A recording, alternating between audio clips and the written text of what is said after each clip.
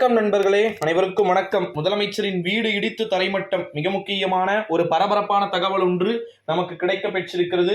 இதை பற்றித்தான் இந்த வீடியோவில் நம்ம தெள்ள தெளிவாக பார்க்க போகிறோம் நண்பர்களே. முதலமைச்சராக இருக்கக்கூடிய நம்முடைய தமிழ்நாட்டின் முதலமைச்சர் மாண்புமிகு திரு ஸ்டாலின் அவர்கள் அல்ல.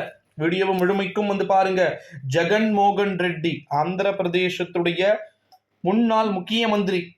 ஓகேங்களா, உங்களுக்கே தெரியும் அப்படின்னு நினைக்கிறேன். அவருக்கு தற்போது பாத்தீங்கன்னா மிகப்பெரிய ஒரு அதிர்ச்சி தகவல் ஒன்று நமக்கு கிடைக்க பெற்றிருக்கு.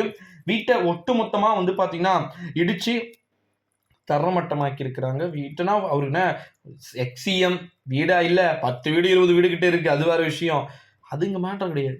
பழி வாங்கும் படலம் தொடங்கி விட்டது.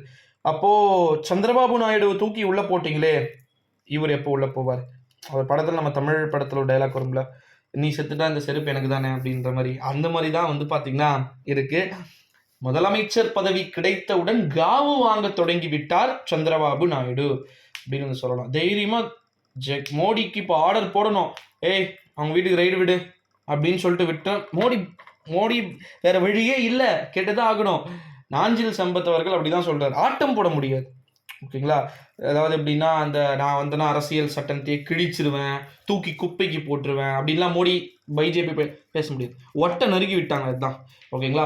இந்த ஒரு சூழ்நிலையில தான் முதலமைச்சர் அவர்களுடைய, நன்றாக புரிந்து கொள்ள வேண்டும் நண்பர்களே, முதலமைச்சர் அவர்களுடைய வீடு என்பது தற்போதைய சூழ்நிலைக்கு இடித்து தரைமட்டமாக்கப்பட வாய்ப்புகள் இருக்கு. அங்க அதற்கான தேடுதல்கள், ஓகேங்களா, நிறைய தேடப்பட்டு கொண்டு வருகிறது அப்படின்ற மாதிரி நமக்கு செய்திகள் என்பது நமக்கு கிடைக்க பெற்றிருக்கு அப்படின்னே சொல்லலாம் நண்பர்களே. 2024ஆம் ஆண்டு நாடாளுமன்றத்துடைய தேர்தல்கள், ஜெகன் இவ்வளவு சீட்டுக்கள் நமக்கு குறைவாக கிடைக்கும், நமக்கு இவ்வளவு எதிரிகள் வளருவார்கள் அப்படின்னு சொல்லிட்டு அவர் கனவில் கூட நினைத்து பார்த்திருக்க மாட்டார்.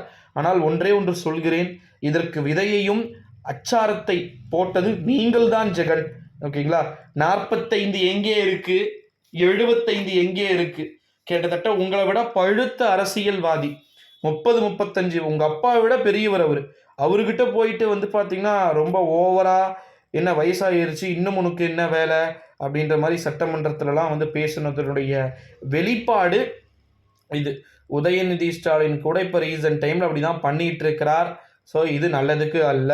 உங்க அப்பன் வீட்டு சொத்தா, ஆத்தா வீட்டு சொத்தா அப்படின்னு சொல்லிட்டு கேட்பதெல்லாம் நல்லது அல்ல. ஓகேங்களா. ஸோ முதலமைச்சருடைய வீடு இடித்து தரைமட்டமாக்கப்படுவதற்கு வாய்ப்புகள் அதிகமாக தென்படுகிறது அப்படின்னு சொல்லிட்டு சொல்லப்பட்டிருக்கு. ஸோ அதனால பி சேஃபாக இருக்கணும். ஓகேங்களா. இது போல் அடுத்தடுத்த அப்டேட்ஸ் இருக்கு. ஸோ மறக்காம நம்முடைய சேனலோட தொடர்ந்து இணைந்திருங்க.